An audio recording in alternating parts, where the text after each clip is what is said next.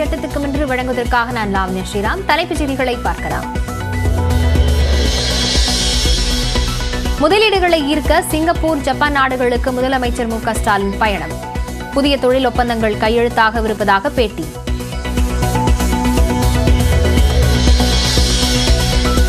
தொழில் முதலீடு ஈர்ப்பு என்ற பெயரில் இன்பச் சுற்றுலா செல்கிறார் ஸ்டாலின். எதிர்க்கட்சித் தலைவர் எடப்பாடி பழனிசாமி விமர்சனம். அகில இந்திய குடிமைப்பணி தேர்வு முடிவுகள் வெளியீடு. முதல் 4 இடங்களையும் பிடித்து பெண்கள் அசத்தல்.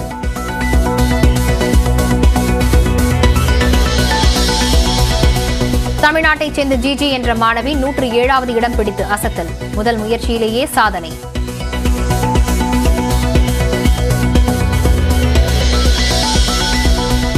ஆஸ்திரேலியாவின் சிட்னி நகரில் பிரதமர் நரேந்திர மோடிக்கு உற்சாக வரவேற்பு. இந்திய வம்சாவளியினர் சார்பில் அரங்கேறிய பிரம்மாண்ட கலை நிகழ்ச்சி.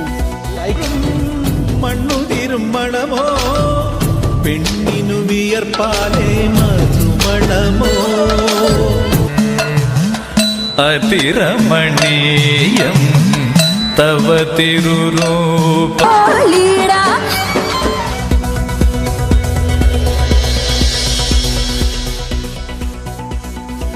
இந்தியாவையும் ஆஸ்திரேலியாவையும் மாஸ்டர் செஃப் நிகழ்ச்சி, யோகா மற்றும் டென்னிஸ் இணைப்பதாக பிரதமர் நரேந்திர மோடி பெருமிதம். பிரிஸ்பனில் புதிய இந்திய தூதரகம் அமைக்கப்படும் என அறிவிப்பு.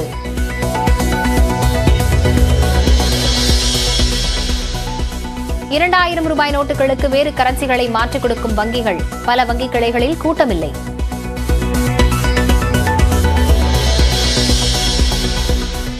சென்னையில் கடலில் கருணாநிதி நினைவாக பேனா சின்னம் வைக்க தடை கோரி உச்சநீதிமன்றத்தில் மேலும் ஒரு வழக்கு. கடல் வளத்தை பாதுகாக்க கடற்கரை அருகே மரங்கள் நட வேண்டும் எனவும் மனுதாரர் கே ரமேஷ் கோரிக்கை.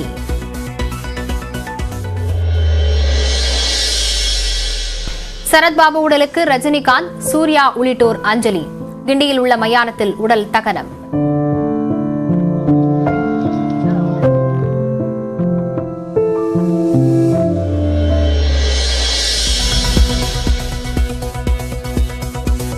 பாலியல் அத்துமீறலில் ஈடுபட்ட பாஜக எம்பிக்கு எதிராக மல்யுத்த வீரர்கள் பிரம்மாண்ட பேரணி.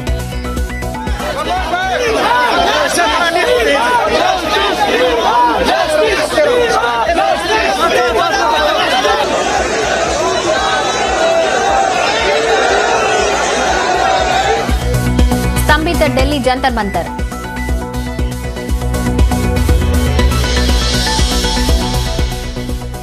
மாநில பாடத்திட்டத்தை பின்பற்றாத பள்ளிகளிலும் கட்டாய பாடமாகிறது தமிழ். உரிய தமிழாசிரியர்களையும் நியமிக்க தனியார் பள்ளிகள் இயக்குநர் நாகராஜ முருகன் உத்தரவு.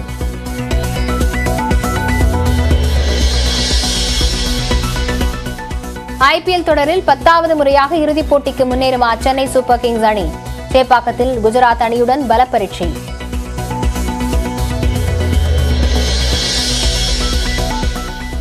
ஈரோட்டை குளிர்வித்த திடீர் கோடை மழை. 1 மணி நேரத்திற்கு மேலாக பெய்ததால் சாலைகளில் வெள்ளப்பெருக்கு.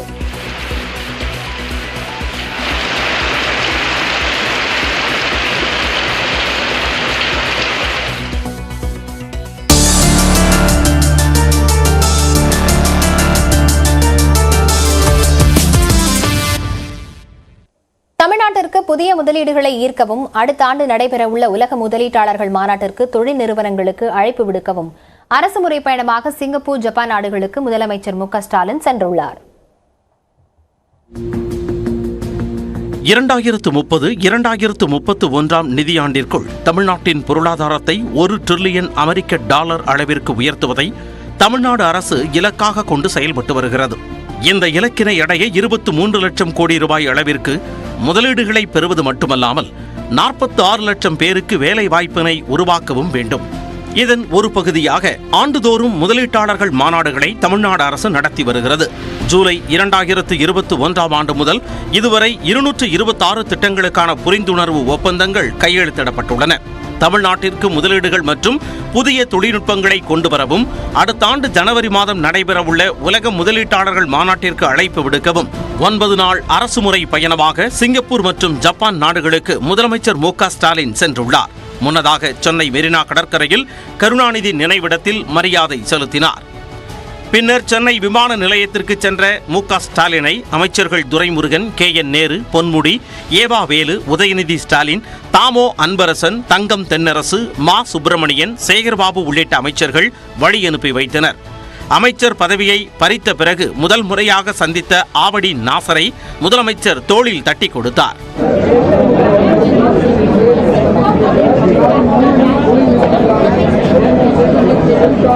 விமான நிலையத்தில் செய்தியாளர்களிடம் பேசிய முதலமைச்சர் தனது வெளிநாடு பயணத்தின் போது புதிய தொழில் ஒப்பந்தங்கள் கையெழுத்தாக உள்ளதாக தெரிவித்தார். இப்போது ஜப்பான் மற்றும் சிங்கப்பூர் நாடுகளுக்கு இந்த பயணத்தை நான் மேற்கொண்டிருக்கிறேன். நான் செல்லுகின்ற இடங்களிலெல்லாம் உலக முதலீட்டாளர் மாநாட்டிற்கு அழைப்பு விடுப்பதோடு முதலீட்டாளர்களை நேரிலும் மாநாடுகள் வாயிலாகவும் சந்தித்தும் பேசவிருக்கிறேன். ஒரு சில புதிய தொழில் ஒப்பந்தங்களும் கையெழுத்தாக இருக்கின்றன. இந்த பயணத்தினுடைய முக்கிய நோக்கம் என்பது வருகிற 2024 ஜனவரி மாதம் நடைபெறவிருக்கக்கூடிய உலக முதலீட்டாளர் மாநாட்டிற்கு அழைப்பு விடுப்பதுதான். முதலமைச்சர் மு.க. ஸ்டாலினுடன் அரசு உயர் அதிகாரிகளும் சென்றுள்ளனர். தொழில்துறை அமைச்சர் டி.ஆர்.பி. ராஜா 2 நாட்களுக்கு முன்பே சிங்கப்பூர் சென்று விட்டார். சிங்கப்பூரிலிருந்து வரும் 26ஆம் தேதி முதலமைச்சர் ஜப்பான் செல்ல உள்ளார். முதலீட்டாளர்களை ஈர்க்க வெளிநாடு சென்றுள்ள முதலமைச்சர் மு.க. ஸ்டாலின் சிங்கப்பூர் சென்றடைந்தார். சிங்கப்பூர் வர்த்தகத்துறை மற்றும் சட்டத்துறை அமைச்சர்களை முதலமைச்சர் ஸ்டாலின் சந்தித்து பேச்சுவார்த்தை நடத்த உள்ளார். இதனைத் தொடர்ந்து அந்நாட்டின் முன்னணி தொழில் நிறுவனங்களின் சிஇஓக்களுடன் முதலமைச்சர் ஆலோசனை மேற்கொள்கிறார். இந்நிலையில் முதலமைச்சர் ஸ்டாலின் தொழில்துறைக்கு முதலீடுகளை ஈர்த்தல் என்ற பெயரில் மீண்டும் சுற்றுலா மேற்கொண்டிருப்பதாக அதிமுக பொதுச் செயலாளர் எடப்பாடி பழனிசாமி குற்றம் சாட்டியுள்ளார். அவர் வெளியிட்டிருக்கும் அறிக்கையில் திமுக ஆட்சி பொறுப்பேற்றவுடன் முதலமைச்சர் ஸ்டாலின் முதலீடுகளை ஈர்ப்பதாக கூறி துபாய்க்கு சுற்றுலா சென்றதாக குறிப்பிட்டுள்ளார். துபாய் சுற்றுப்பயணத்தின் போது 6000 கோடி ரூபாய் அளவுக்கு முதலீட்டு ஒப்பந்தங்கள் கையெழுத்தானதாக முதலமைச்சர் கூறியதாகவும், ஆனால் 700 நாட்கள் கடந்தும் இதுவரை எந்த முதலீடும் வந்ததாக தெரியவில்லை என்றும் சாடியுள்ளார். இந்நிலையில் முதலமைச்சர் மீண்டும் சிங்கப்பூர், ஜப்பான் நாடுகளுக்கு தொழில் முதலீடுகளை ஈர்த்தல் என்ற பெயரில் சுற்றுலா சென்றிருப்பதாகவும் எடப்பாடி பழனிசாமி விமர்சித்துள்ளார். உலகம் முழுவதும் வங்கி சேவைகள் சிக்கலை சந்தித்து வரும் நிலையில் இந்தியாவின் வங்கிகளை பலர் பாராட்டுவதாக பிரதமர் மோடி பெருமிதம் தெரிவித்துள்ளார். அரசுமுறை பயணமாக பிரதமர் மோடி ஆஸ்திரேலியாவுக்கு சென்றுள்ளார். 9 ஆண்டுகளுக்கு பிறகு சிட்னி சென்ற அவரை இந்திய வம்சாவளியினர் உற்சாகமாக வரவேற்றனர். இந்திய கலைஞர்களின் வண்ணமயமான நடன நிகழ்ச்சிகள் அரங்கேற்றப்பட்டன. அதிரமணீயம் தவ திருரூப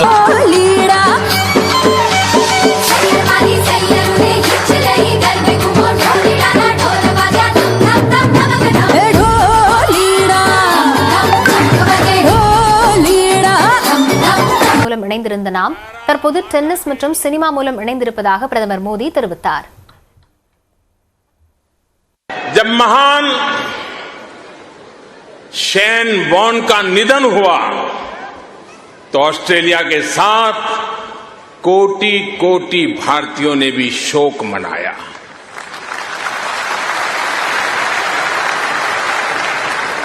ये ऐसा था जैसे हमने अपना कोई खो दिया है. உலக பொருளாதாரத்தில் இந்தியாவை முக்கிய மையமாக சர்வதேச பொருளாதார நிதியம் பார்ப்பதாக மோடி கூறியுள்ளார். இதேபோன்று ஏற்றுமதியிலும் இந்தியா புதிய உச்சத்தை எட்டியிருப்பதாக பிரதமர் மோடி பெருமிதத்துடன் தெரிவித்துள்ளார். முன்னதாக சிட்னிக்கு வந்த பிரதமர் மோடியை வரவேற்க விமானங்களிலிருந்து புகை வெளியேற்றப்பட்டு வெல்கம் மோடி என்ற எழுத்துக்கள் வானில் உருவாக்கப்பட்டன.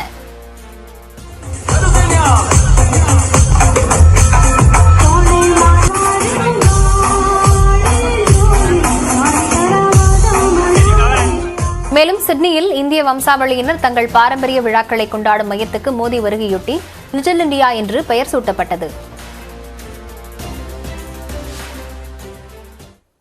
பிரதமர் மோடியின் ஆஸ்திரேலிய பயணத்தையொட்டி இந்திய வம்சாவளியினர் சார்பில் ஏற்பாடு செய்யப்பட்டிருந்த பிரம்மாண்ட மாநாடு பாரம்பரியத்தை பிரதிபலிக்கும் வகையிலான கலை நிகழ்ச்சிகளால் திருவிழா கோலம் பூண்டது. ஆஸ்திரேலியாவின் சிட்னி நகரில் இந்திய வம்சாவளியினர் நிறைந்த லிட்டில் இந்தியா என்று அழைக்கப்படும் பகுதியில் பிரதமர் மோடியின் வருகையை ஒட்டி சிறப்பு மாநாடு நடைபெற்றது. இந்த நிகழ்ச்சியில் பங்கேற்பதற்காக மோடி ஏர்வேஸ் என்ற பெயரில் தனி விமானத்தில் மெல்போர்னில் இருந்து 100க்கும் மேற்பட்டோர் சிட்னி நகருக்கு வந்தனர். 20,000 பேர் அமரும் வகையிலான குடோஸ் பேங்க் அரங்கில் இந்த பிரம்மாண்ட நிகழ்ச்சி நடைபெற்றது. ஏற்கனவே 20,000 டிக்கெட்டுகளும் விற்று திறந்துவிட்ட நிலையில் மேலும் டிக்கெட்டுகள் கேட்டு பலரும் கோரிக்கைகள் வைத்ததாக குவாட் மாநாட்டின் போது ஆஸ்திரேலிய பிரதமர் தெரிவித்திருந்தார்.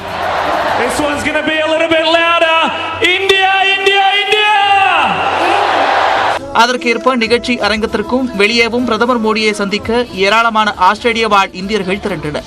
முன்னதாக கலை நிகழ்ச்சிகளால் அரங்கம் முழுவதும் உற்சாகத்தில் திளைத்தது.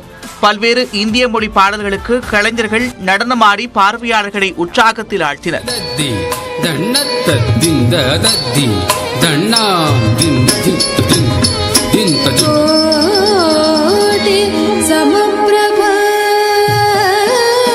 பரதநாட்டியம் உட்பட பல்வேறு மாநிலங்களின் பாரம்பரியங்களை பிரதிபலிக்கும் வகையிலான நடன நிகழ்ச்சிகள் நடைபெற்றன.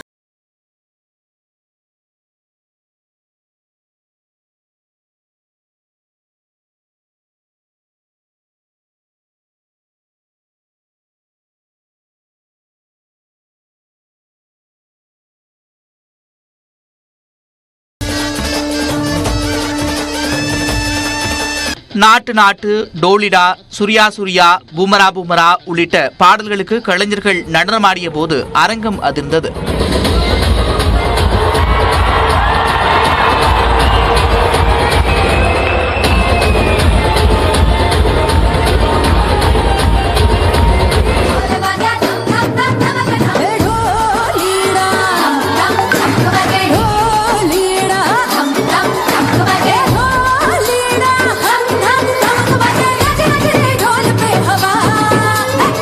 மேலும் மகிஷாசுரவர்தனையின் வதத்தை கண்முன் நிறுத்தி பார்வையாளர்களை பக்தி பரவசத்தில் நடன கலைஞர்கள் ஆழ்த்தினர்.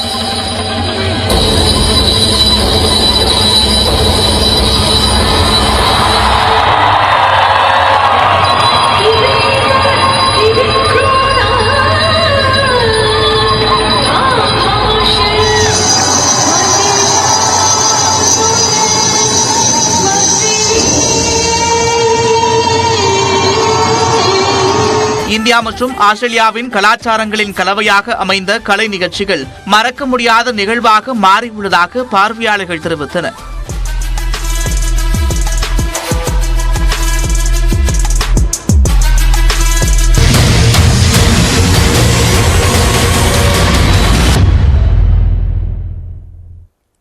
நாடாளுமன்ற புதிய கட்டடத்தின் திறப்பு விழா பெரும் சர்ச்சையாக வெடித்துள்ளது. புதிய நாடாளுமன்ற கட்டடத்தை பிரதமர் மோடி திறந்து வைக்கக்கூடாது என்ற எதிர்க்கட்சிகளின் கோரிக்கை வலுத்து வருகிறது.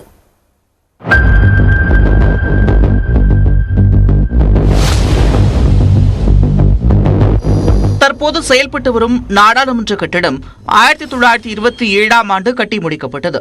இந்த கட்டடத்தின் பாதுகாப்பு குறைபாடு, இடவசதி ஆகியவற்றை கருத்தில் கொண்டு நாடாளுமன்ற நிகழ்வுகளை நடத்த புதிய கட்டடம் கட்ட வேண்டும் என கோரிக்கை நீண்ட ஆண்டுகளாக முன்வைக்கப்பட்டு வந்தது. இதன் தொடர்ச்சியாக புதிய கட்டடம் கட்டுவதற்கான திட்டத்திற்கு பிரதமர் மோடி 2020 டிசம்பர் 10ஆம் தேதி அடிக்கல் நாட்டினார்.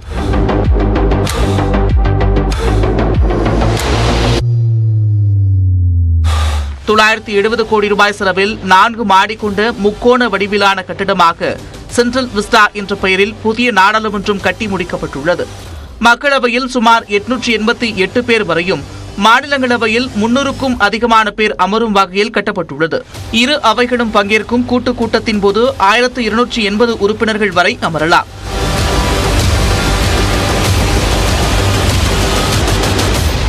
புதிய நாடாளுமன்ற கட்டிடத்தை பிரதமர் மோடி வரும் 28ஆம் தேதி திறந்து வைக்க உள்ளார்.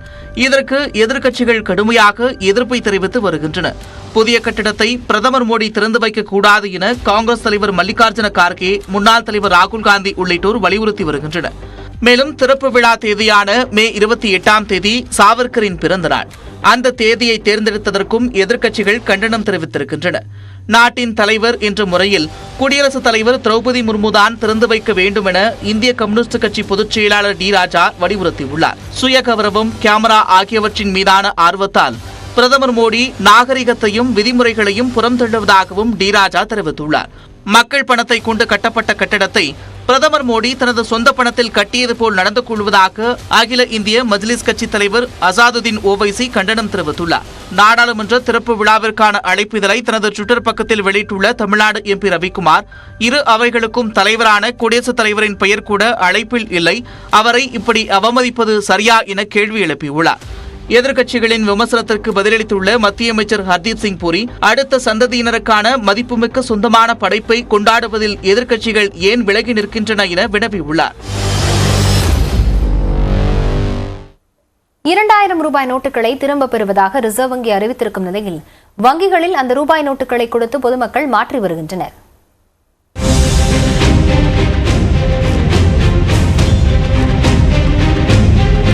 நாட்டில் 500, 1000 ரூபாய் நோட்டுகளின் மதிப்பிழப்பிற்கு பிறகு 2000 ரூபாய் நோட்டுகள் அறிமுகப்படுத்தப்பட்டன.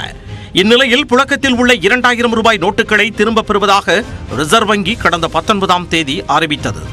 அதில் மக்கள் தங்களிடம் உள்ள 2000 ரூபாய் நோட்டுகளை வங்கிகளில் 4 மாத காலத்திற்குள், அதாவது செப்டம்பர் மாதம் 30ஆம் தேதிக்குள் மாற்றிக் கொள்ளலாம் என்று அறிவிக்கப்பட்டது. அதன்படி வங்கிகளில் 2000 ரூபாய் நோட்டுகளை திரும்பப் பெறும் பணிகள் தொடங்கிய நிலையில் சென்னையில் பெரும்பாலான வங்கிகளில் மூத்த குடிமக்களுக்கு முன்னுரிமை அடிப்படையில் ரூபாய் நோட்டுகளை மாற்றித்தர ஏற்பாடு செய்யப்பட்டது. ஆனால் 2000 ரூபாய் நோட்டுகளை மாற்ற பொதுமக்கள் பெரிய அளவில் ஆர்வம் காட்டவில்லை. 2000 ரூபாய் நோட்டுகளை மாற்ற செப்டம்பர் மாதம் இறுதி வரை அவகாசம் இருப்பதுடன் பெருவாரியான மக்களிடம் 2000 ரூபாய் நோட்டுகளே இல்லாததே இதற்கு முக்கியமான காரணமாக கூறப்படுகிறது. இதேபோல் கோவையில் SBI வங்கி தலைமை அலுவலகத்தில் 2000 ரூபாய் நோட்டுகளை மாற்றிக்கொள்ள தனியாக கவுண்டர் திறக்கப்பட்டு டோக்கன் முறையில் பணத்தை மாற்றிக்கொள்ள ஏற்பாடுகள் செய்யப்பட்டுள்ளன. ஆனால் கூட்டம் இல்லாததால் பிரத்யேக கவுண்டர்கள் வெறிச்சோடி காணப்பட்டன. மேலும் விரைவாக பணத்தை மாற்றிக்கொள்ள முடிந்ததாக வாடிக்கையாளர்கள் தெரிவித்தனர். நோட்டு மாற்றுறது ரொம்ப சிரமமாக இருக்குமோ நான் நேரத்துலேயே வந்தேங்க. அது கூட்டமெல்லாம் இல்லைங்க, ஈஸியாக முடிஞ்சிருச்சு, ஒன்றும் தொந்தரவுலாம் இல்லைங்க. வந்தோடனே டோக்கன் கொடுத்து தான், டோக்கன் எடுத்து பணத்தை உடனே மாற்றிட்டு இவ்வளோ சீக்கிரம் முடியும் நான் எதிர்பார்க்கவே இல்லை. RBI அறிவிப்பால் பதுக்கி வைக்கப்பட்டுள்ள 2000 ரூபாய் நோட்டுகள் அதிக அளவில் வெளியே வரும் என்று எதிர்பார்க்கப்பட்ட நிலையில் தங்கள் வியாபாரத்தில் பெரிய மாற்றம் எதுவும் நடக்கவில்லை என்று கோவையைச் சேர்ந்த நகைக்கடை உரிமையாளர் தெரிவித்துள்ளார். ஒரு மித்து தான் சொல்லலாம். அதாவது ஆர்வம் காட்டுறாங்கன்னு சொல்லிட்டு யூஸ்வலாகவே நகை மேலே எப்பவுமே ஆர்வம் இருக்குது. அந்த ஆர்வம் அப்படி தான் இருக்குங்க. பட் இதுக்கு வேண்டிய ஒரு ஸ்பெஷலாக ஒரு ஃபண்டிங் டம்பிங் பண்ணுறதோ ஒரு பெரிய இம்போர்ட்ஸ் ஆன மாதிரிலாம் 100% அந்த மாதிரி ஒரு சாத்தியமே கிடையாது. பட் நகை வாங்குறாங்க, இந்த முகூர்த்தம் டிமாண்டு அவங்களுக்கு தேவையான நகை மட்டும் வாங்குறாங்க. நாகையில் வாடிக்கையாளர்களின் தேவையை கருதி ஒரு சில வியாபாரிகள் 2000 ரூபாய் நோட்டுகளை வாங்கி மாற்று ரூபாய்களை வழங்கினர். 2000 ரூபாய் நோட்டு செல்லாது என அரசு அறிவிக்கவில்லை என்பதால் யாரும் அச்சப்பட தேவையில்லை என வியாபாரிகள் விளக்கமளித்தனர். இங்கே ஆத்திர அவசரத்துக்கு மருந்து மாத்திரை வாங்க வரும்போது கொடுத்தாங்கன்னா ஏற்றுக்கொள்ளப்படும், கொடுத்து பேங்கில் கட்டி நாங்கள் மாற்றிக்க போகிறோம், அவ்வளோதான். மற்றபடி இங்கே ஒன்றும் ரொம்ப பழக்கத்துலலாம் இல்லை. 2000 நோட்டு எப்பயாவது 1-2 தான் வரும். சில கடையில் அவேர்னஸ் இல்லாமல் பயந்துக்கிட்டு வாங்காமல் இருக்காங்க, அது தப்பு.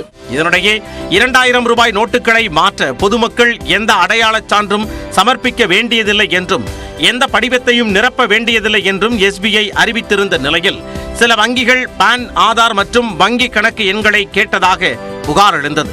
மேலும் வங்கிகளில் 1 லட்சம் ரூபாய்க்கு மேல் டெபாசிட் செய்தால் ஒவ்வொரு 1000 ரூபாய்க்கும் 1 ரூபாய் வீதம் சேவை கட்டணமாக வசூலிக்கப்பட்டு வருகிறது. இந்த நிலையில் SBI வங்கியை தொடர்ந்து பஞ்சாப் நேஷனல் வங்கியும் 2000 ரூபாய் நோட்டுகளை மாற்ற எந்த அடையாளச் சான்றும் தேவையில்லை என்று அறிவித்துள்ளது. எந்தவித ஆவணங்களையும் பூர்த்தி செய்ய வேண்டியதில்லை என்றும் பஞ்சாப் நேஷனல் வங்கி தெரிவித்துள்ளது. வங்கிகளில் 2000 ரூபாய் நோட்டுகளை மாற்றும் போது பொதுமக்கள் கவனத்தில் கொள்ள வேண்டிய சில அம்சங்களை இன்றைய நாணயம் பகுதியில் அறிந்து கொள்ளலாம்.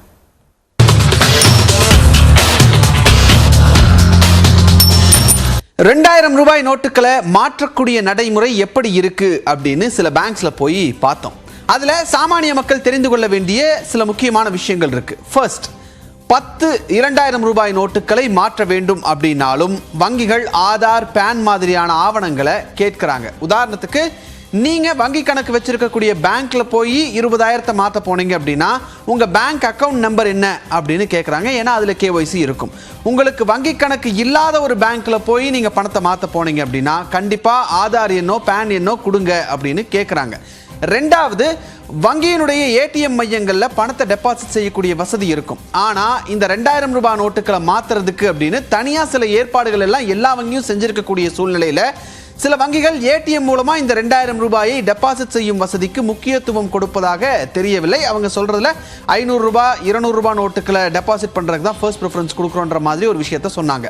மூணாவது முக்கியமான விஷயம் அப்படிங்கிறது, பொதுவாக வங்கியில் பணத்தை டெபாசிட் செய்யும் போது 2 லட்சம் ரூபாய்க்கு மேலே நீங்கள் டெபாசிட் பண்ணீங்கன்னா கூடுதலாக டெபாசிட் பண்ணக்கூடிய ஒவ்வொரு 1000 ரூபாய்க்கும் 5 ரூபாய் நீங்கள் கட்டணம் செலுத்தணும். அதே நடைமுறை தான் இந்த 2000 ரூபாய் டெபாசிட்லையும் கடைபிடிக்கப்படுது. இந்த 2 லட்சம் ரூபாய் லிமிட் அப்படிங்கிறது ஒவ்வொருவருடைய பேங்க் அக்கௌண்ட்டை பொறுத்து மாறும். ஸோ உங்கள் பேங்க் அக்கௌண்ட்டுக்கு எவ்வளவு லிமிட் அப்படின்றத தெரிஞ்சுக்கோங்க. அந்த லிமிட்டை தாண்டும் போது ஒவ்வொரு 1000 ரூபாய்க்கும் நீங்கள் 5 ரூபாய் டெபாசிட் பண்ணும்போது 5 ரூபாய் எக்ஸ்ட்ரா பேமெண்ட் பே பண்ணணும்.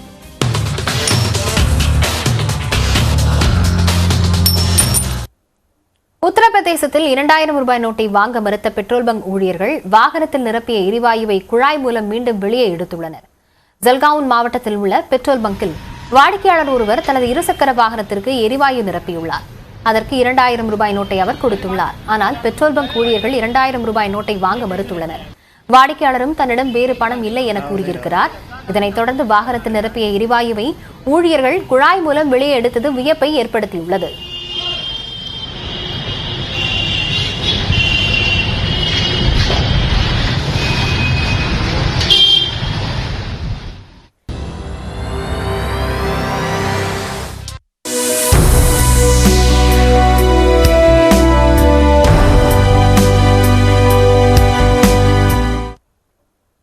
தென் தமிழ்நாட்டின் விவசாய மற்றும் குடிநீர் தேவையை பூர்த்தி செய்யும் தாமிரபரணி ஆறு ஆலை கழிவுகளால் கூவம் நதி போன்று மாசடைந்து வருகிறது.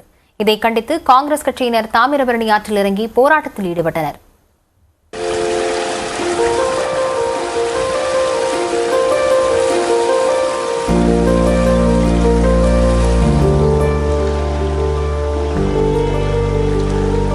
தரையில் நடந்து வரும் தேரி என்று வர்ணிக்கப்படும் வற்றாத ஜீவநதி, வனங்கள் நிறைந்த பொதிகை அதன் பிறப்பிடம், செல்லும் இடமெல்லாம் செழிக்க வைக்கும் பொருணை. இத்தகைய பல பெருமைகளை தாங்கிய தாமிரபரணி தற்போது தன்னுடைய சிறப்புகளை எல்லாம் இழந்து வருகிறது. புன்னக்காயல் என்ற இடத்தில் கடலில் கலக்கக்கூடிய தாமிரபரணி வழிநெடுகிலும் விவசாய தேவையை பூர்த்தி செய்வதோடு நெல்லை, தூத்துக்குடி, தென்காசி, விருதுநகர், ராமநாதபுரம் மாவட்டங்களின் குடிநீர் தேவைகளையும் பூர்த்தி செய்கிறது. பாபநாசத்தில் குளித்தால் பாவம் போகும் என்று நம்பக்கூடிய பக்தர்கள் தாமிரபரணியில் ஆடைகளை விட்டுச் சென்று நதியை அசுத்தமாக்குகின்றனர். இதனால் வாரத்திற்கு 1 முதல் 2 டன் அளவிற்கு உடைகள் அங்கிருந்து அப்புறப்படுத்தப்படுகின்றன.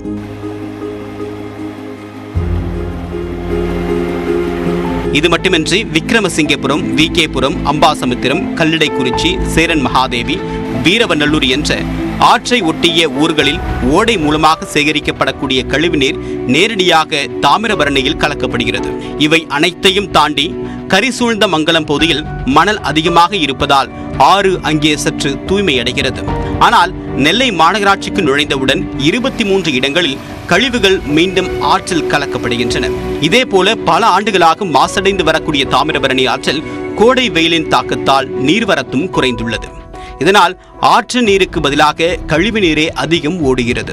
துர்நாற்றம், கொசு உற்பத்தி என்று மினி கூவம் நதியாக தாமிரபரணி மாறி வரக்கூடிய நிலையில் இதை உடனடியாக தடுத்து நிறுத்த பொதுமக்கள் கோரிக்கை விடுத்து வருகின்றனர். குளிக்க ஆட்களுக்கு பூரா மேலே 10 படை, சொரிசரங்கு, இது மாதிரி ஏகப்பட்ட நோய் வருது. தண்ணியாக குடிக்க ஆட்களும் இருக்காங்க. அங்கே குடித்தா அவங்களுக்கு அதுக்கு மேலே உடலுக்கு பாதிப்பு வரும். அதனால் அரசு உடனே தலையிட்டு இதை இந்த தண்ணி வரதை நிறுத்த நல்லாயிருக்கும். பாபநாசம் அணையில் 20 அடி தான் தண்ணி இருக்குது. இங்கே பார்த்தீங்கன்னா பெரிய ஏகப்பட்ட தண்ணி போயிட்டு இருக்கு. ஏது தண்ணி? கழிவு நீர்.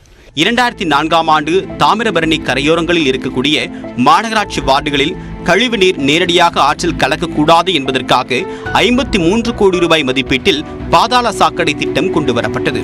20 ஆண்டுகள் ஆன போதிலும் இதனால் எந்த பலனும் இல்லை என்கின்றனர் மக்கள். ஆற்று தூய்மைப்படுத்திருக்காங்க, ஒன்றுமே கிடையாது. எல்லாம் ஆற்றுல சாக்கடை பூரா ஆற்றுல தான் கலக்கும்.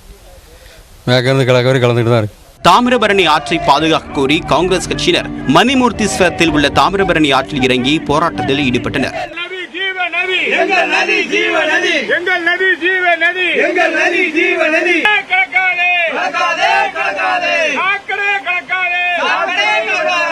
ஆற்றிலே தண்ணீர் குறைந்து ஓடிக்கொண்டிருக்கிறது. இந்த நிலையிலே நம்முடைய பொதுப்பணித்துறை மாநகராட்சித்துறை சம்பந்தப்பட்ட ஒரு சில அதிகாரிகள் கவனக்குறைவால் இந்த மாதிரி சாக்கடை நீர் கலந்து பெருவாரியாக சாக்கடை நீர் 2 கிளை ஆறுகளாக இங்கே பாய்ந்து கொண்டிருக்கிறது. எங்களுக்கே உள்ளே வந்தவுடன் அது ஆறா இது ஆறா என்று தெரியவில்லை. அந்த அளவுக்கு இந்த ஆறு இது பண்ணி கொண்டிருக்கிறது.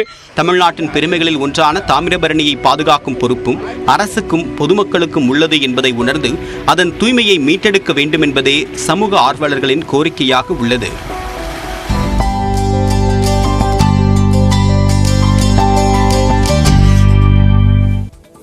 தொடர்ந்து நம்ம ஒரு செய்திகளை பார்க்கலாம். சென்னை திருமுல்லைவாயிலில் போதை மறுவாழ்வு மையத்திலிருந்து 7 சிறுவர்கள் தப்பியோடிய விவகாரத்தில் குழந்தைகள் உரிமைகள் பாதுகாப்பு தேசிய ஆணைய உறுப்பினர் RJ ஆனந்த் நேரில் ஆய்வு செய்தார். தப்பியோடிய சிறுவர்கள் மீண்டும் போதை மறுவாழ்வு மையத்திற்கு அழைத்து வரப்பட்ட நிலையில் இந்த ஆய்வு நடைபெற்றது. மையத்தில் பயன்படுத்தப்படும் மருந்துகள் மற்றும் சமையலறையை ஆய்வு செய்ததுடன் சிறுவர்களுக்கான மனநல ஆலோசனைகள் குறித்தும் கேட்டறிந்தார். தூத்துக்குடி மாவட்டத்தில் உள்ள 600க்கும் மேற்பட்ட விசைப்படகுகளை மீன்வளத்துறை அதிகாரிகள் ஆய்வு செய்தனர். தூத்துக்குடி தருவைக்குளம் வேம்பார் பகுதிகளில் கரையில் நிறுத்தி வைக்கப்பட்டிருந்த படகுகளை பார்வையிட்ட அதிகாரிகள் ஆவணங்கள் பாதுகாப்பு கருவிகளை தணிக்கை செய்தனர். சேலம் இரும்பாலை அருகே இந்தியன் ஆயில் கார்ப்பரேஷன் லிமிடெட் நிறுவனம் முதல் ING மையம் மற்றும் குடியிருப்புகளுக்கான குழாய் வழி இயற்கை எரிவாயு இணைப்பை தொடங்கியுள்ளது. IOCL இயக்குநர் TS நானாவேர் மையத்தில் முதல் ட்ரெய்லர் மற்றும் 6 கிலோமீட்டர் இயற்கை எரிவாயு நெட்வொர்க் பைப்லைனை தொடங்கி வைத்தார். சேலம் நகரின் முதல் குழாய் வழி இயற்கை எரிவாயு இணைப்புகள் உருக்காலையின் இயக்குநர் இல்லத்தில் வழங்கப்பட்டுள்ளது. விருதுநகர் மாவட்டம் ராஜபாளையம் அருகே தாய் தனது 2 பெண் குழந்தைகளை கிணற்றில் தள்ளிவிட்டு தானும் தற்கொலை செய்து கொண்ட சம்பவம் சோகத்தை ஏற்படுத்தியிருக்கிறது. சேத்தூரைச் சேர்ந்த வெல்டிங் தொழிலாளியான முத்துக்குமார் வேலை முடிந்து வீடு திரும்பிய போது மனைவி ராமுத்தாய் செல்போனில் பேசிக் கொண்டிருந்ததாக கூறப்படுகிறது. இதனால் செல்போனை முத்துக்குமார் உடைத்ததால் இருவருக்கும் இடையே பிரச்சனை ஏற்பட்டுள்ளது. இந்நிலையில் ராமுத்தாய் தனது மகள்கள் நிஷா அர்ச்சனா தேவியுடன் விவசாய கிணற்றில் விழுந்து தற்கொலை செய்து கொண்டார். புதுக்கோட்டை மாவட்டம் அறந்தாங்கியில் முத்தரையரின் 1348ஆம் ஆண்டு சதய விழாவையொட்டி அவரது உருவப்படத்திற்கு அமைச்சர் மெய்யநாதன் மாலை அணிவித்து மரியாதை செலுத்தினார். இந்நிகழ்ச்சியில் அறந்தாங்கி சட்டமன்ற உறுப்பினர் உட்பட பலர் கலந்து கொண்டனர். நிகழ்ச்சியில் கலந்து கொண்டவர்களுக்கு அமைச்சர் மெய்யநாதன் மரக்கன்றுகளை வழங்கினார். திண்டுக்கல் மாவட்டம் பழனியில் இறந்தவர் உடல் வைக்கப்பட்டிருந்த ஃப்ரீசர் பாக்ஸிலிருந்து மின்சாரம் தாக்கி இளைஞர் உயிரிழந்த சம்பவம் சோகத்தை ஏற்படுத்தியிருக்கிறது. அழகேசன் என்பவர் உடல்நலக்குறைவால் உயிரிழந்தார். இவரது துக்க நிகழ்ச்சியில் பங்கேற்க வந்த நண்பர் யுவராஜ் ஃப்ரீசர் பாக்ஸில் கை வைத்த போது தூக்கி வீசப்பட்டார். இதையடுத்து பழனி அரசு மருத்துவமனைக்கு அழைத்துச் சென்ற போது அவர் ஏற்கனவே இறந்துவிட்டதாக மருத்துவர்கள் தெரிவித்துள்ளனர். திருவள்ளூர் மாவட்டம் திருத்தணி அருகே அரசு அனுமதியின்றி செயல்பட்டு வந்த 5 பார்கள் சீல் வைக்கப்பட்டன. பள்ளிப்பட்டை, ஆர்கேபேட்டை, கனகசம்மா சந்திரம், திருவாலங்காடு உள்ளிட்ட பகுதிகளில் திருத்தணி DSP விக்னேஷ் தலைமையிலான போலீசார் மற்றும் வருவாய்த்துறையினர் திடீர் சோதனையில் ஈடுபட்டனர். அப்போது அரசு அனுமதி பெறாமல் இயங்கி வந்த 5 பார்கள் கண்டறியப்பட்டு சீல் வைக்கப்பட்டது. ஆய்வின் போது டாஸ்மாக் ஊழியர்களிடம் பேசிய DSP விக்னேஷ் அரசு விதிகளின்படி 7 மது பாட்டில்களுக்கு மேல் வழங்கக்கூடாது என எச்சரித்தார். தூத்துக்குடி மாவட்டம் விளாத்திக்குளம் அருகே தேசிய நெடுஞ்சாலையில் சென்ற டீசல் லாரி தலைகீழாக கவிழ்ந்து விபத்துக்குள்ளானதால் போக்குவரத்து பாதிக்கப்பட்டது. மதுரை கப்பலூரிலிருந்து ஆறுமுகநேரிக்கு 8000 லிட்டர் டீசல் மற்றும் 4000 லிட்டர் பெட்ரோலுடன் லாரி ஒன்று சென்று கொண்டிருந்தது. வெம்பூர் தேசிய நெடுஞ்சாலையில் சென்றபோது கட்டுப்பாட்டை இழந்த லாரி இடதுபுறம் தலைகீழாக கவிழ்ந்தது. இதில் ஓட்டுநர் குமாருக்கு லேசான காயம் ஏற்பட்டது.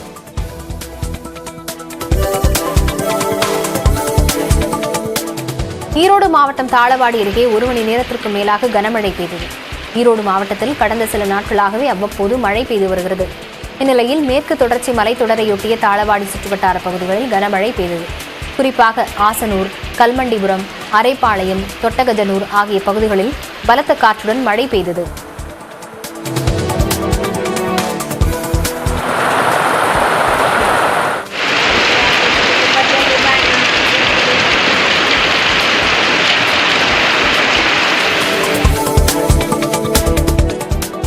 திருவள்ளூர் மாவட்டம் திருத்தணியில் மின்கம்பத்தை சேதப்படுத்திய நபர்களை காவல்துறையினர் தேடி வருகின்றனர்.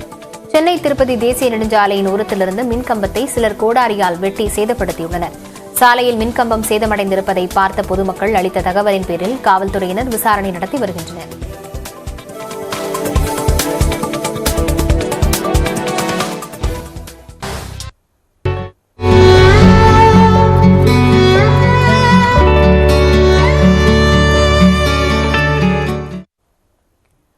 உடல்நலக்குறைவால் காலமான நடிகர் சரத்பாபுவின் உடல் சென்னையில் தகனம் செய்யப்பட்டது.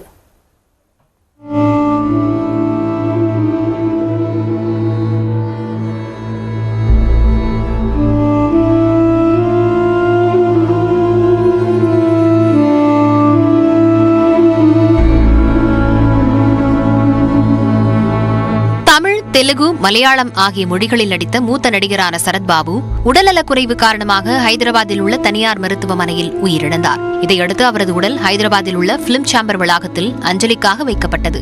அங்கு தெலுங்கு நடிகர் நடிகைகள் நேரில் அஞ்சலி செலுத்தினர்.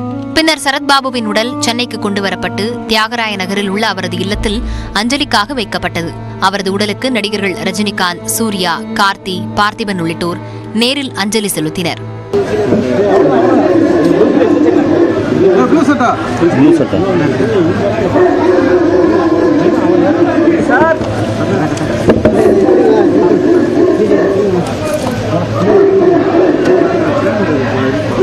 அவர் கூட நம்ம சேர்ந்து நடித்த படங்கள் எல்லாமே மிகப்பெரிய ஹிட்டு.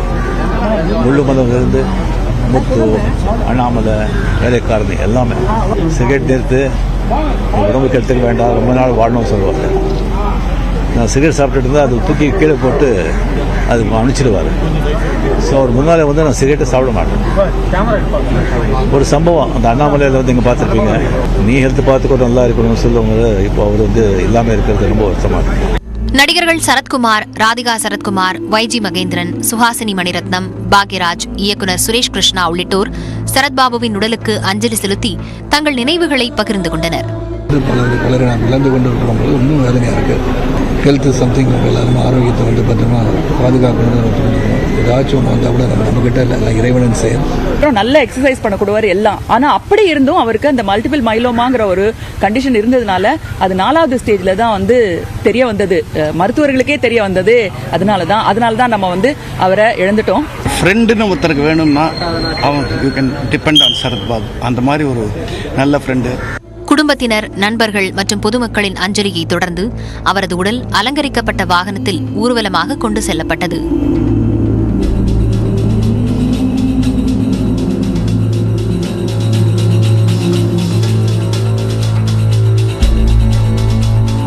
கிண்டியில் உள்ள மின் மயானத்திற்கு உடல் கொண்டு செல்லப்பட்ட நிலையில் அங்கு இறுதிச் சடங்குகள் செய்யப்பட்டு சரத்பாபுவின் உடல் தகனம் செய்யப்பட்டது.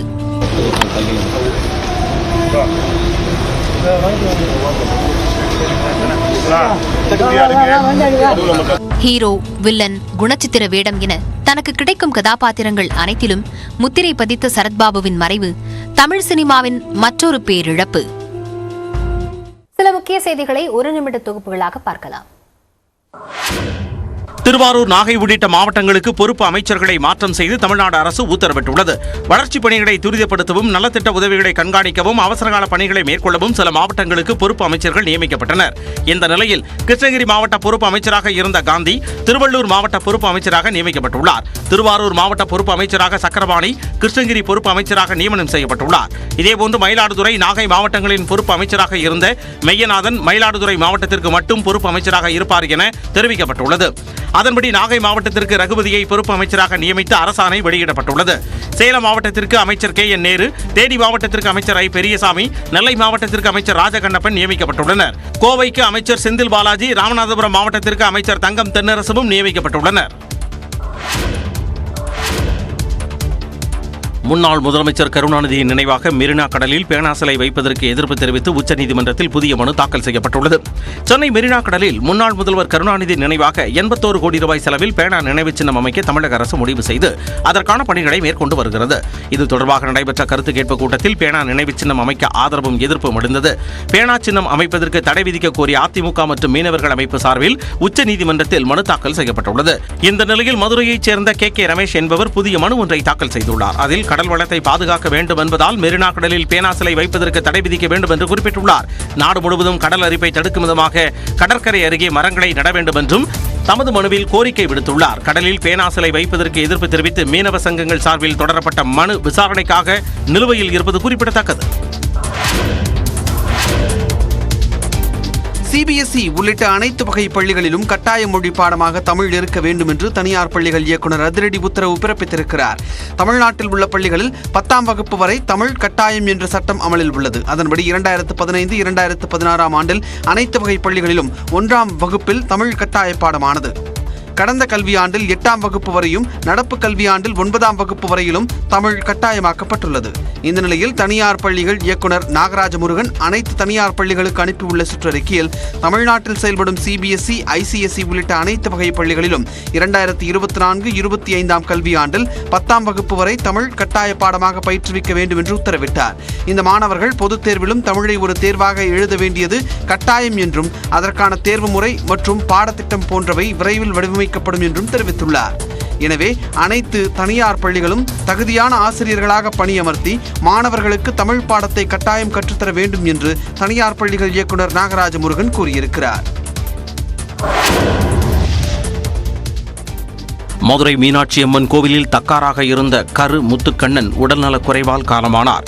கடந்த 18 ஆண்டுகளாக தக்காராக இருந்த கரு முத்துக்கண்ணன் மீனாட்சி அம்மன் கோவில் புனரமைப்பிற்காக பல்வேறு நடவடிக்கைகளை எடுத்திருக்கிறார். இந்நிலையில் உடல்நலக் குறைவால் பாதிக்கப்பட்டிருந்த கரு முத்துக்கண்ணன் செவ்வாய்க்கிழமை காலை உயிரிழந்தார். ஆளுநர் RN ரவி வெளியிட்டுள்ள இரங்கல் குறிப்பில் கரு முத்துக்கண்ணன் மறைவு சமூகத்திற்கே பேரிழப்பு என தெரிவித்துள்ளார். அதேபோன்று இரங்கல் தெரிவித்துள்ள முதலமைச்சர் MK ஸ்டாலின் தொழில், கல்வி, திருப்பணிகள் என அனைத்திலும் சிறந்து விளங்கிய கரு முத்துக்கண்ணனின் மறைவு பேரிழப்பு என குறிப்பிட்டுள்ளார். இதனிடையே மதுரை கோச்சடையில் வைக்கப்பட்டிருந்த அவரது உடலுக்கு அமைச்சர்கள் பழனிவேல் தியாகராஜன், மூர்த்தி, உதயநிதி ஸ்டாலின், திமுக MP கனிமொழி உள்ளிட்டோர் அஞ்சலி செலுத்தினர். மதிமுக பொதுச் செயலாளர் வைகோவும் அஞ்சலி செலுத்தினார்.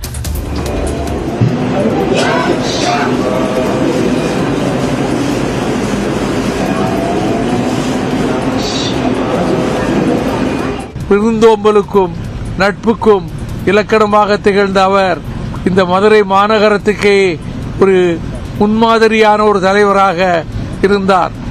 கட்சி எல்லைகளை கடந்து அனைவரிடமும் அன்போடு பழகக்கூடிய கரு முத்துக்கண்ணனின் மறைவு மதுரைக்கே பேரிழப்பு என வைகோ கூறினார். வெயில் கொடுமையிலிருந்து மாணவர்களை காக்க தமிழ்நாட்டில் அரசு பள்ளிகள் திறப்பை குறைந்தது ஒரு வாரத்திற்கு ஒத்திவைக்க வேண்டும் என்று பாமக நிறுவனர் ராமதாஸ் தெரிவித்துள்ளார்.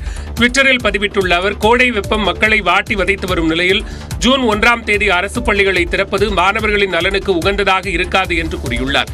தமிழ்நாட்டின் பல பகுதிகளில் 42 டிகிரி செல்சியஸுக்கு மேல் வெப்பம் வாட்டி வரும் நிலையில் பெரியவர்களே வெளியில் செல்ல வேண்டாம் என அரசு அறிவுறுத்தும் சூழலில் அரசு பள்ளிகளை ஜூன் 1ஆம் தேதி திறப்பது எந்த வகையில் நியாயம் என ராமதாஸ் கேள்வி எழுப்பியுள்ளார். சிபிஎஸ்இ பாடத்திட்டத்தை பின்பற்றும் பள்ளிகளுக்கு 50 நாட்கள் கோடை விடுமுறை அளிக்கப்பட்ட நிலையில் தமிழக அரசு பள்ளிகளுக்கு 1 மாதம் மட்டுமே விடுமுறை அளிப்பது நியாயமற்றது என்றும் தெரிவித்துள்ளார்.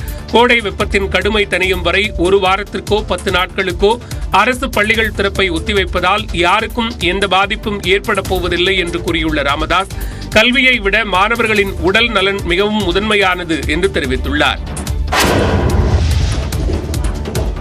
சென்னை குறுக்குப்பேட்டையில் மின் இணைப்பு பெட்டி பட்டாசு போல வெடித்து சிதறியதால் அப்பகுதியில் பரபரப்பு ஏற்பட்டது. குறுக்குப்பேட்டை சிகரந்தபாளையம் தெருவில் உள்ள மின் இணைப்பு பெட்டியில் திடீரென தீ விபத்து ஏற்பட்டது. பெட்டியிலிருந்து நெருப்பு பொறிகள் வெளியேறி அதீத சத்தத்துடன் பட்டாசுகள் போல வெடித்து சிதறியதால் அப்பகுதி மக்கள் அச்சமடைந்தனர்.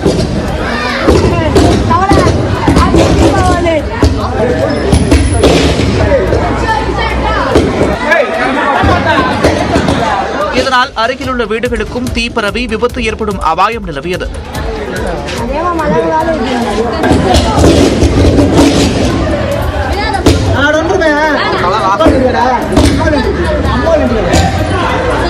தகவல் அறிந்து உடனடியாக சம்பவ இடத்திற்கு விரைந்த மின்வாரிய ஊழியர்கள் அப்பகுதியில் மின் இணைப்பை துண்டித்தனர்.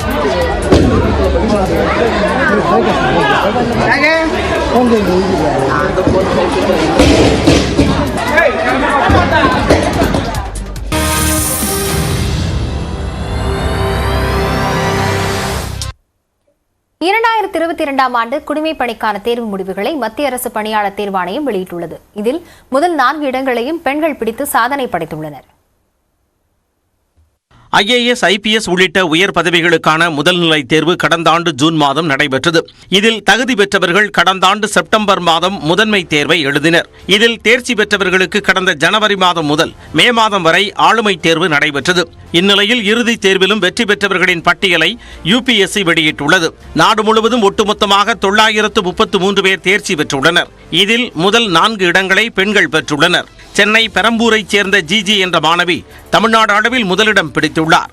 எலக்ட்ரீஷியன் வேலை பார்ப்பவரின் மகளான ஜிஜி முதல் முயற்சியிலேயே IAS தேர்வில் வென்று சாதனை படைத்துள்ளார். நியூஸ் பேப்பர் படிக்கிறது ரொம்ப ஆர்வம் இருக்கும். அதே மாதிரி கதை, கட்டுரை, கவிதை இந்த மாதிரி நிறைய நானே எழுதி விகடன் பப்ளிகேஷன்ஸ்லாம் பப்ளிஷ் ஆயிருக்கு. ஸோ அதுலேருந்து ஒரு நல்ல ஊக்கம் கிடைச்சிது. காலேஜ்லேயும் B Com, Stella Maris college B Com படிச்சுட்டு இருக்கும்போதும் தமிழ் கிளப்பில் சேர்ந்து அதோட ஆக்டிவிட்டீஸ்லாம் ஈடுபடுறதுன்ட்டு நிறைய ஆர்வம் இருந்துச்சு. ஸோ அதையும் நம்ம இன்னும் டீப்பாக போகலாமேன்றதுக்காக தமிழ் இலக்கியத்தை எடுத்து படித்தேன். சின்ன வயசுலேருந்தே எழுத்தாளர் ஆகணுங்கிறது என்னோட கனவாக இருந்துச்சு. அதுக்கப்புறம் காலேஜ் ஃபைனல் இயரில் சிவில் சர்வீசஸ் பற்றி நிறைய தெரிய வந்துச்சு. என்னோட ப்ரொஃபஸர் எனக்கு பயங்கரமாக ஹெல்ப் பண்ணாங்க இந்த ப்ராசஸில். ஸோ அதனால உள்ள வந்தது. தென்காசியைச் சேர்ந்த ராமகிருஷ்ணசாமி என்பவர் அகில இந்திய அளவில் 117வது இடம் பிடித்துள்ளார். 4 அட்டம்ப்டில் இது எனக்கு 3வது இன்டர்வியூ. இந்த 3வது இன்டர்வியூவில் தான் எனக்கு ஆல் இண்டியா ரேங்க் 117 கிடச்சிருக்கு. இதுக்கு இப்போ 5 வருஷமாகவே நான் ப்ரிப்பேர் பண்ணியிருக்கேன். ஸோ 5 வருஷத்தோட கடைசியில் தான் ரேங்க் வந்திருக்கு. விடாமுயற்சி இருந்தால் இந்த எக்ஸாம் கிளியர் பண்ணலாம். இந்த எக்ஸாமுக்கு என்னோட அதிகமாக நம்பிக்கை வச்சிருந்த என்னோட அப்பா அம்மா, என்னோட மென்டர்ஸ், மற்ற ஃப்ரெண்ட்ஸ் அண்ட் ஃபேமிலி எல்லாருக்கும் இந்த டைமுக்கு இதை நான் டெடிகேட் பண்ணுறேன். திருநெல்வேலியைச் சேர்ந்த சுபாஷ் கார்த்திக் என்பவர் அகில இந்திய அளவில் 118வது இடம் பிடித்துள்ளார். தேசிய அளவில் டெல்லி பல்கலைக்கழகத்தில் பயின்ற இஷிதா கிஷோர் என்பவர் இந்திய அளவில் முதலிடம் பெற்று சாதனை படைத்துள்ளார். I think मतलब आप इतनी बड़ी जर्नी, इतना बड़ा डिसीजन ले रहे हैं कि सिविल सर्विसेज करना है, तो सिंसियरिटी के साथ रहें, सिंसियर रहें. डिसिप्लिन तो बहुत ज़रूरी है. ये कुछ चीज़ें हैं जिनके बिना आप नहीं कर सकते. चाहे आप कितने भी इंटेलिजेंट हो, you have to put in the hours and you have to put in the work. கரிமா லோஹியா, உமா ஹாரதி மற்றும் ஸ்மிருதி மிஸ்ரா ஆகியோர் முறையே 2வது, 3வது மற்றும் 4வது இடத்தை பிடித்துள்ளனர். இதில் கரிமா லோஹியாவும் ஸ்மிருதி மிஸ்ராவும் டெல்லி பல்கலைக்கழகத்தில் பயின்றவர்கள். 2ஆம் இடம் பிடித்த உமா ஹாரதி ஹைதராபாத்தில் IITயில் பட்டம் பெற்றவர். தேர்ச்சி பெற்ற 933 பேரில் 613 ஆண்களும் 320 பெண்களும் அடங்குவர். முதல் 25 இடங்களை பிடித்த 25 மாணவர்களில் 11 பேர் பெண்கள், 11 பேர் ஆண்கள். இம்முறை தகுதி பெற்றவர்களில் 345 பேர் பொதுப் பிரிவினர், 99 பேர் பொருளாதாரத்தில் பின்தங்கியவர்கள், 263 பேர் இதர பிற்படுத்தப்பட்ட வகுப்பினர், 154 பேர் தாழ்த்தப்பட்ட வகுப்பையும், 72 பேர் பழங்குடியின வகுப்பையும் சேர்ந்தவர்கள்.